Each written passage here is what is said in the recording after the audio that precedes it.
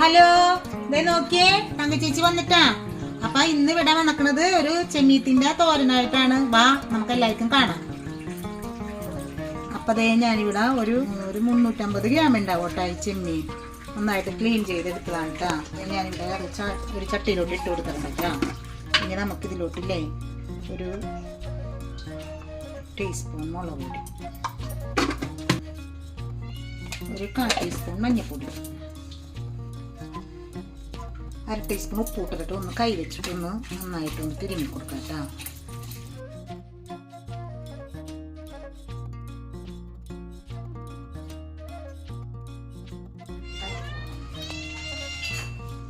ഇച്ചിരി വെള്ളം കൂടി ഒഴിച്ചെടുക്കാം കേട്ടോ. കുറേ വെള്ളമൊന്നും വേണ്ട, ഒരു 1/4 ഗ്ലാസ് വെള്ളം. ഇത് നമുക്കൊന്ന് വേവിച്ചെടുക്കാം.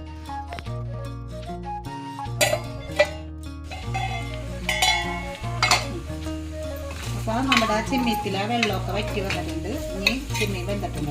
ഇനി ഇത് മതി, ഓഫ് ചെയ്ത് കൊടുക്കാം.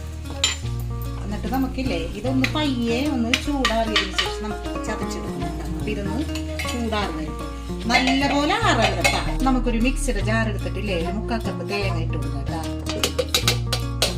അതിലോട്ട് ഒരു 4 വെട്ടപ്പുളി, ഒരു 10 ചെറിയ ഉള്ളി ഉണ്ട്, ഒരു 3 വെളുത്തുള്ളി ഉണ്ട്, ഒരു ചെറിയ പീസ് ഇഞ്ചി ഉണ്ട്. എല്ലാം കൂടെ ഇതൊന്ന് ചതച്ചെടുക്കാം. അപ്പൊ നമ്മുടെ ചെമ്മീനില്ലേ പിന്നെ ഒന്നില്ലെങ്കിൽ ഒന്ന് മിക്സിയിലിട്ട് ചതച്ചെടുക്കാട്ടാ, അല്ലെങ്കിൽ കല്ലയിലിട്ട് ചതച്ചെടുക്കാട്ടാ.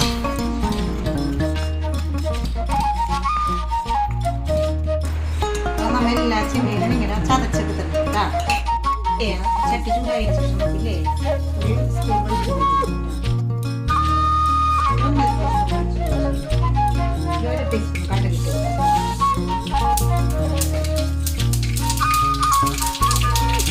കടുക് പൊട്ടിയിട്ടുണ്ട്. നമ്മൾ തേങ്ങ ചതച്ചെടുത്ത തേങ്ങ ഉള്ളിലേക്കിട്ടാണ് വഴറ്റി.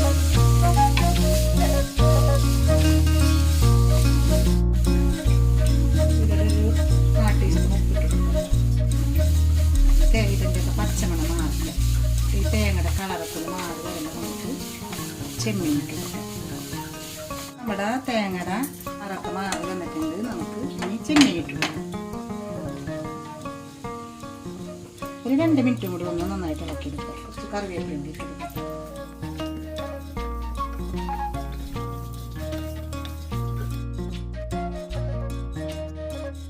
ചെമ്മീൻ ചതച്ചെടുത്ത തോരനില്ലേ ഇവിടെ റെഡി ആയിട്ടുണ്ട്. ഇനി നമുക്ക് ഒരു പാത്രത്തിലോട്ട് അപ്പൊ ഇതേപോലെ എല്ലാവരും വെച്ച് നോക്കണം കേട്ടോ. നല്ലൊരു പ്രത്യേക ടേസ്റ്റാണ് ഇങ്ങനെ വെച്ചിട്ടുണ്ടെങ്കിൽ.